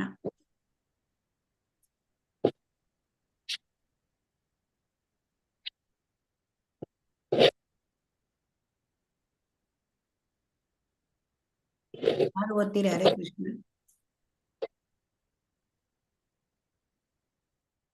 ಹರೇ ಕೃಷ್ಣ. ರೇಖಾ ಮಾತಾಜಿ ಓದ್ತೀರಾ? ನಾನೇ ಓದ್ಲಾ ಮಾತಾಜಿ? ಓದಿ. ಇದಾದ ಮೇಲೆ ಅಲ್ಲಿಂದಲ್ಲ ಮಾತಾಜಿ? ಎಸ್. ಇದಾದ ಮೇಲೆ ಭಗವಂತನ ನಿವಾಸವನ್ನು ಸಮೀಪಿಸುವುದು ಹೇಗೆ ಎಂದು ಪ್ರಶ್ನಿಸಬಹುದು. 8ನೆಯ ಅಧ್ಯಾಯದಲ್ಲಿ ಈ ವಿಷಯವಿದೆ.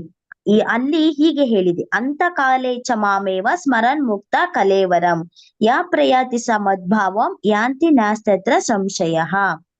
ಅಂತ್ಯಕಾಲದಲ್ಲಿ ನನ್ನನ್ನು ಸ್ಮರಿಸುತ್ತಾ ಯಾವನು ದೇಹವನ್ನು ಬಿಡುತ್ತಾನೋ ಆತನು ನನ್ನ ಭಾವವನ್ನು ಹೊಂದುವನು, ಇದರಲ್ಲಿ ಸಂಶಯವಿಲ್ಲ. ಗೀತಾ 8.5. ತನ್ನ ಮರಣದ ಹೊತ್ತಿನಲ್ಲಿ ಕೃಷ್ಣನ ರೂಪವನ್ನು ಸ್ಮರಿಸಿಕೊಳ್ಳಬೇಕು. ಈ ರೂಪವನ್ನು ಧ್ಯಾನಿಸುತ್ತಾ ದೇಹವನ್ನು ಬಿಟ್ಟವನು ಖಂಡಿತವಾಗಿಯೂ ಆಧ್ಯಾತ್ಮಿಕ ಲೋಕವನ್ನು ಪಡೆಯುವನು. ಮದ್ಭಾವಂ ಎನ್ನುವುದು ಭಗವಂತನ ಪರಮ ಸ್ವರೂಪವನ್ನು ಹೇಳುತ್ತದೆ. ಭಗವಂತನು ಸಚ್ಚಿತ್ ಆನಂದ ವಿಗ್ರಹ ಎಂದರೆ ಅವನ ರೂಪವು ಸನಾತನ, ಜ್ಞಾನಪೂರ್ಣ ಮತ್ತು ಆನಂದಪೂರ್ಣ. ನಮ್ಮ ಈಗಿನ ದೇಹವು ಸಚ್ಚಿತ್ ಆನಂದವಲ್ಲ, ಅದು ಸತ್ ಅಲ್ಲ, ಅದು ಸನಾತನವಲ್ಲ, ನಾಶವಾಗತಕ್ಕದ್ದು. ಅದು ಚಿತ್ತಲ್ಲ, ಜ್ಞಾನಪೂರ್ಣವಲ್ಲ, ಅಜ್ಞಾನಪೂರ್ಣ. ನಮಗೆ ಆಧ್ಯಾತ್ಮಿಕ ಇಲ್ಲಿ ನಮಗೆ ತಿಳಿಯದ ಎಷ್ಟೋ ಸಂಗತಿಗಳುಂಟು. ದೇಹವು ನಿರಾನಂದ, ಆನಂದಮಯವಾಗಿರುವುದರ ಬದಲು ಅದು ದುಃಖಮಯವಾಗಿದೆ. ಈ ಐಹಿಕ ಜಗತ್ತಿನಲ್ಲಿ ನಾವು ಅನುಭವಿಸುವ ಎಲ್ಲ ದುಃಖಗಳ ಮೂಲ ದೇಹವೇ. ದೇವೋತ್ತಮ ಪರಮಪುರುಷನ ಶ್ರೀ ಕೃಷ್ಣನನ್ನು ಸ್ಮರಿಸುತ್ತಾ ಯಾವನು ದೇಹವನ್ನು ಬಿಡುವನೋ ಅವನು ಕೂಡಲೇ ಸಚ್ಚಿತ್ ಆನಂದ ದೇಹವನ್ನು ಪಡೆಯುತ್ತಾನೆ. ಈ ದೇಹವನ್ನು ಬಿಟ್ಟು ಈ ಐಹಿಕ ಜಗತ್ತಿನಲ್ಲಿ ಮತ್ತೊಂದು ದೇಹವನ್ನು ಪಡೆಯುವ ಪ್ರಕ್ರಿಯೆಯು ವ್ಯವಸ್ಥಿತವಾಗಿದೆ. ಒಬ್ಬ ಮನುಷ್ಯನ ಮುಂದಿನ ಜನ್ಮದಲ್ಲಿ ಯಾವ ರೂಪದ ದೇಹವನ್ನು ಪಡೆಯಬೇಕೆಂದು ತೀರ್ಮಾನವಾದ ಅನಂತರ ಅವನು ಸಾಯುತ್ತಾನೆ. ಈ ತೀರ್ಮಾನವನ್ನು ಜೀವಿಯು ಮಾಡುವುದಿಲ್ಲ, ಅವನಿಗಿಂತ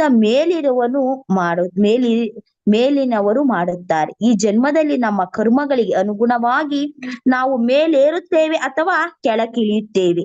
ಈ ಜನ್ಮವು ಮುಂದಿನ ಜನ್ಮಕ್ಕೆ ಸಿದ್ಧತೆ. ಆದುದರಿಂದ ನಾವು ಭಗವಂತನ ರಾಜ್ಯಕ್ಕೆ ಏರಲು ಈ ಜನ್ಮದಲ್ಲಿ ಸಿದ್ಧತೆಯನ್ನು ಮಾಡಿಕೊಳ್ಳುವುದು ಸಾಧ್ಯವಾದರೆ ನಿಶ್ಚಯವಾಗಿಯೂ ಈ ಐಹಿಕ ದೇಹವನ್ನು ತ್ಯಜಿಸಿದ ಅನಂತರ ಭಗವಂತನ ದೇಹವನ್ನು ಹೋಲುವ ಆಧ್ಯಾತ್ಮಿಕ ದೇಹವನ್ನು ಪಡೆಯುತ್ತೇವೆ. ಹಿಂದೆಯೇ ಕೃಷ್ಣ. ವಿವರಿಸಿ. ಹರೇ ಹರೇ ಕೃಷ್ಣ ಕೃಷ್ಣ. ಮಾತಾಜಿ. ಇದು ತಿಳ್ಕೊಳ್ಳಿ, ಇದು ಬಹಳ ಮುಖ್ಯವಾಗಿದ್ದು. ಸೊ ಹಾಗಾಗಿ ಇಲ್ಲಿ ಭಗವಂತನ ಲೋಕಕ್ಕೆ ಹೋಗ್ಬೇಕು ಅಂತ ಭಗವದ್ಗೀತೆಯಲ್ಲಿ ಹೇಳಿದ್ರು. ಈ ಐಹಿಕ ಲೋಕ ಇದು ಶಾಶ್ವತ ಅಲ್ಲ, ಇಲ್ಲಿ ಎಲ್ಲ ಇದು ನಮಗೆ ದುಃಖ ಸಾಗರ. ನಾವು ಆನಂದಮಯವಾದ ಶಾಶ್ವತವಾದ ಭಗವಂತನ ಲೋಕಕ್ಕೆ ಹೋಗ್ಬೇಕು. ಹಾಗಾದ್ರೆ ಭಗವಂತನ ಲೋಕಕ್ಕೆ ಹೋಗೋದು ಹೇಗೆ ಅಂದ್ರೆ 8ನೇ ಅಧ್ಯಾಯದ ಶ್ಲೋಕ. ಅಂತಕಾಲೇ ಚ ಮಾಮೇವ ಸ್ಮರನ್ ಮುಕ್ತ್ವಾ ಕಲೇಬರಂ ಯಃ ಪ್ರಯಾತಿ ಸಮದ್ಭಾವಂ ಯಾತಿ ನಾಸ್ತ್ಯತ್ರ ಸಂಶಯಃ.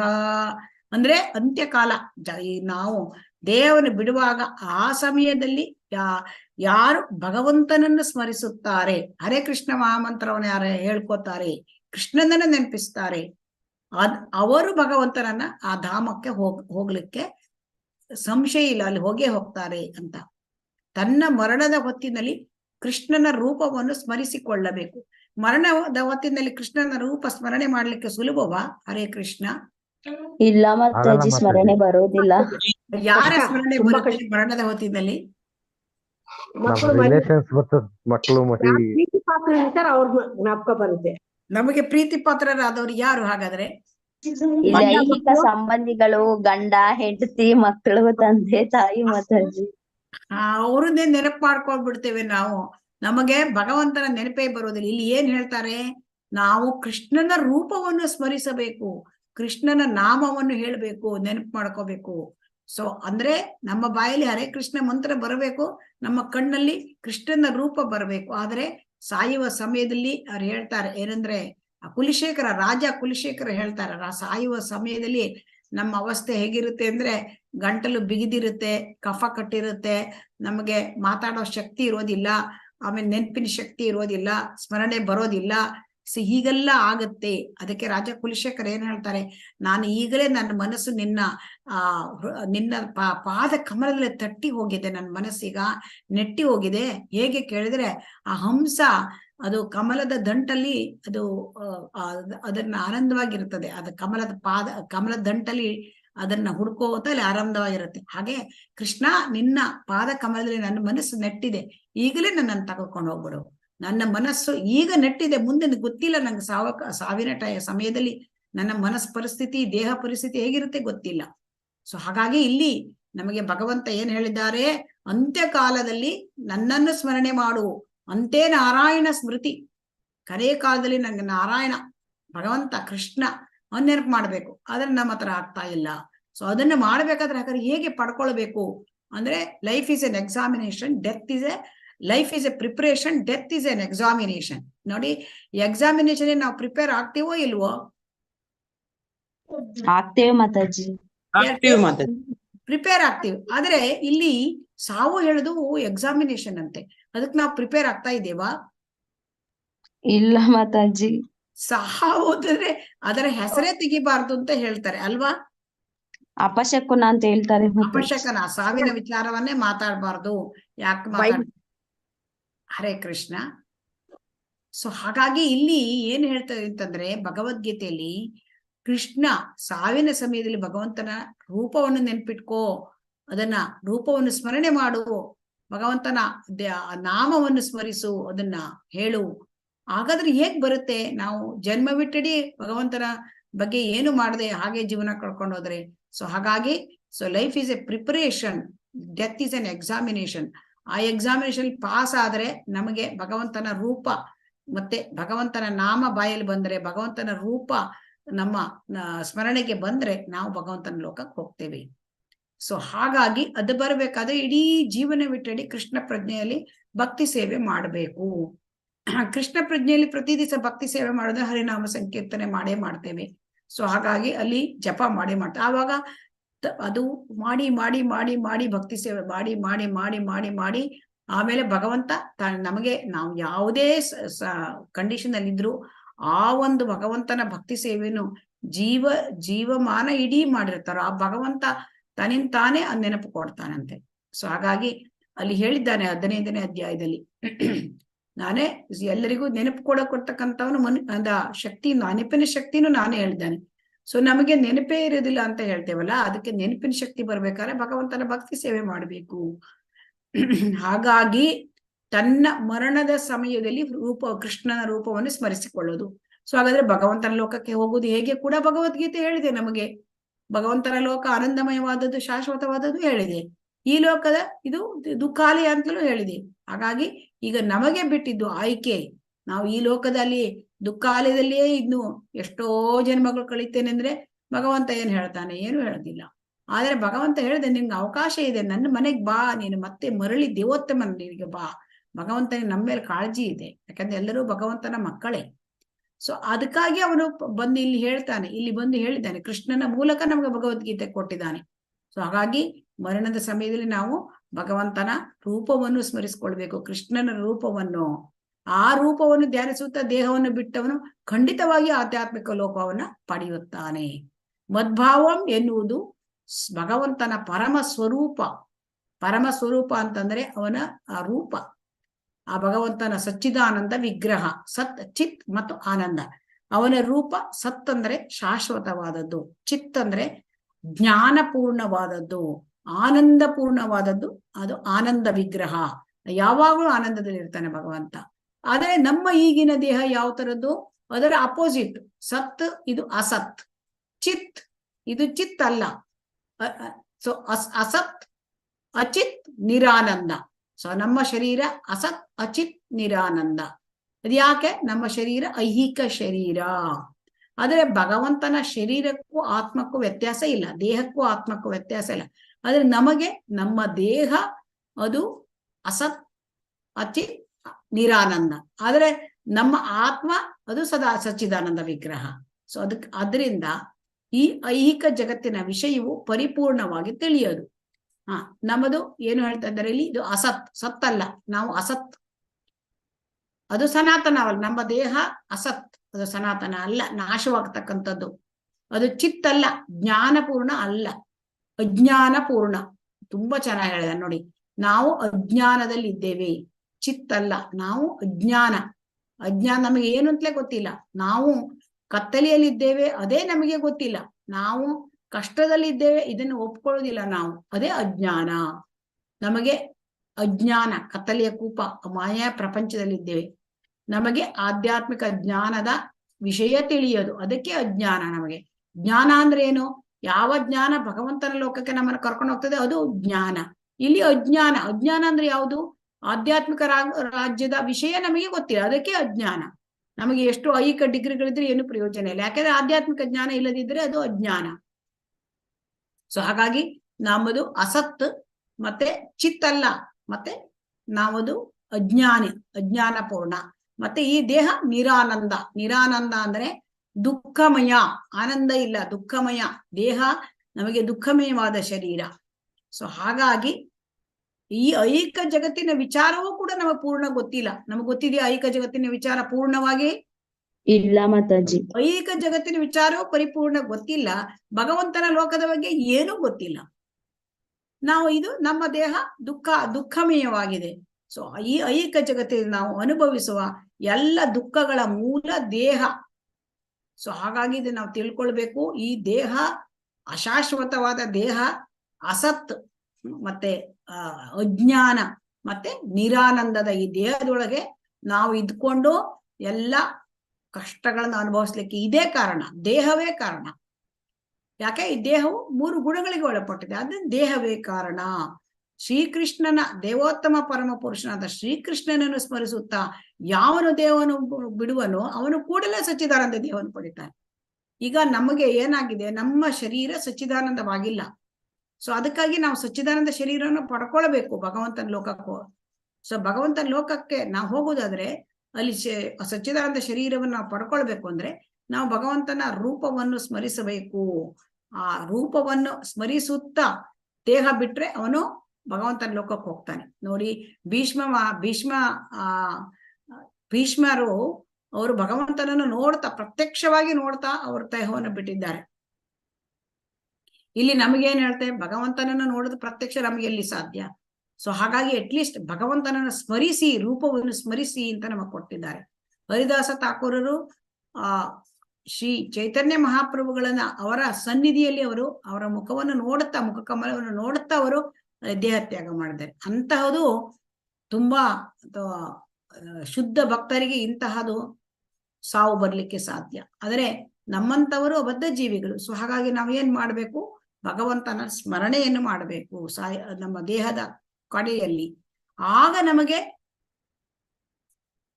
ಭಗವಂತನ ಒಂದು ಲೋಕಕ್ಕೆ ನಾವು ಹೋಗಿ ನಾವು ಸಚ್ಚಿದಾನಂದ ಶರೀರವನ್ನ, ಅಂದ್ರೆ ಆಧ್ಯಾತ್ಮಿಕ ಶರೀರವನ್ನ ಪಡ್ಕೊಳ್ಬಹುದು. ಅಂದ್ರೆ ನಾವು ಇಲ್ಲಿ ಐಹಿಕ ಪ್ರಪಂಚದಲ್ಲಿ ಇರ್ಬೇಕಾದ್ರೆ ನಮ್ಗೆ ಐಹಿಕ ದೇಹ. ಸೊ ಇಲ್ಲಿ ಏನ್ ಹೇಳ್ತಾ ಇದ್ರೆ, ಐಹಿಕ ದೇಹ ಅಸತ್, ಇದು ಶಾಶ್ವತ ಅಲ್ಲ. ಅಚಿತ್, ಇದು ಜ್ಞಾನಪೂರ್ಣ ಅಲ್ಲ, ಇದು ಅಜ್ಞಾನದಿಂದ ಕೂಡಿದೆ. ನಮಗೆ ಆಧ್ಯಾತ್ಮಿಕ ಪ್ರಪಂಚದ ಜ್ಞಾನವೇ ಇಲ್ಲ. ಮತ್ತು ಇದು ನಿರಾನಂದ. ಸೊ ಸಚ್ಚಿದಾನಂದದ ಅಪೋಸಿಟ್, ಸತ್ ಚಿತ್ ಆನಂದ. ಭಗವಂತನ ದೇಹ, ನಮ್ಮ ದೇಹ ಅಸತ್, ಅಚಿತ್, ನಿರಾನಂದ. ಸೊ ಹಾಗಾದ್ರೆ ನಾವು ಪಡ್ಕೊಳ್ಬಹುದು. ನಮಗ್ ಭಗವಂತ ಅವಕಾಶ ಕೊಟ್ಟಿದ್ದಾನೆ. ನೀನು ಸಚ್ಚಿದಾನಂದ ಶರೀರ ಪಡ್ಕೋ ಬಾ ಅಂತ ಹೇಳ್ತಾ ಇದ್ದಾನೆ. ಅದು ಹೇಗೆ ಪಡ್ಕೊಳ್ಳೋದು? ಭಗವಂತನ ರೂಪವನ್ನು ಸ್ಮರಿಸಿ. ಯಾವ ಸಮಯದಲ್ಲಿ? ನಮ್ಮ ಸಾವಿನ ಸಮಯದಲ್ಲಿ. ಹಾಗಾದ್ರೆ ನಮ್ಗೆ ಸಾವಿನ ಸಮಯದಲ್ಲಿ ನೆನಪು ಬರೋದಿಲ್ವಲ್ಲ, ಏನ್ ಮಾಡೋದು? ಇಡೀ ಜನ್ಮ ನಮಗೆ ಕೊಟ್ಟಿದ್ದಾನೆ ಭಗವಂತ. ಇಡೀ ಜನ್ಮದಲ್ಲಿ ನಮಗೆ ಈ ಮಾನವ ಜನ್ಮವನ್ನು ಕೊಟ್ಟಿರೋದ್ರಿಂದ ಅದನ್ನು ನಾವು ಭಗವಂತನ ಸೇವೆಗೆ ಬಳಸ್ಕೊಂಡ್ರೆ ಭಗವಂತ ನಮಗೆ ಆ ನೆನಪನ್ನು ಕೊಡ್ತಾನೆ, ಆ ಸ್ವರೂಪವನ್ನು ಕೂಡ ಸ್ಮರಿಸ್ಲಿಕ್ಕೆ ಕೊಡ್ತಾನೆ, ನಾಲಿಗೆಯಲ್ಲಿ ಭಗವಂತನ ನಾಮವನ್ನು ಕೊಡ್ತಾನೆ. ಅದೇ ನಾನು ಭಕ್ತಿ ಸೇವೆಯನ್ನೇ ಮಾಡದೆ ಹೋದ್ರೆ ನನಗೆ ಹೇಗೆ ನೆನಪಾಗ್ಲಿಕ್ಕೆ ಸಾಧ್ಯ? ನಾವು ಪರೀಕ್ಷೆನಲ್ಲಿ ಓದದೆ ಹೋದ್ರೆ ಪಾಸ್ ಆಗ್ಲಿಕ್ಕೆ ಸಾಧ್ಯವಾ? ಹರೇ ಕೃಷ್ಣ. ನಾವು ಪುಸ್ತಕವನ್ನೇ ಮುಟ್ಲಿಲ್ಲ, ಪರೀಕ್ಷೆ ಹೋಗಿ ಕೂತ್ಕೊಂಡ್ರೆ ಪಾಸ್ ಆಗ್ತೇವಾ? ನಾವು ಪರೀಕ್ಷೆಗೆ ಕೂತೇ ಇಲ್ಲ, ಏನು ಓದೇ ಇಲ್ಲ, ನಮ್ಗೆ ಕಂಠಪಾಠ ಮಾಡಿ ಏನಾದ್ರೂ ಒಂದು ಶ್ಲೋಕ ಹೇಳಿದ್ರೆ ಬರ್ತದ್ಯಾ?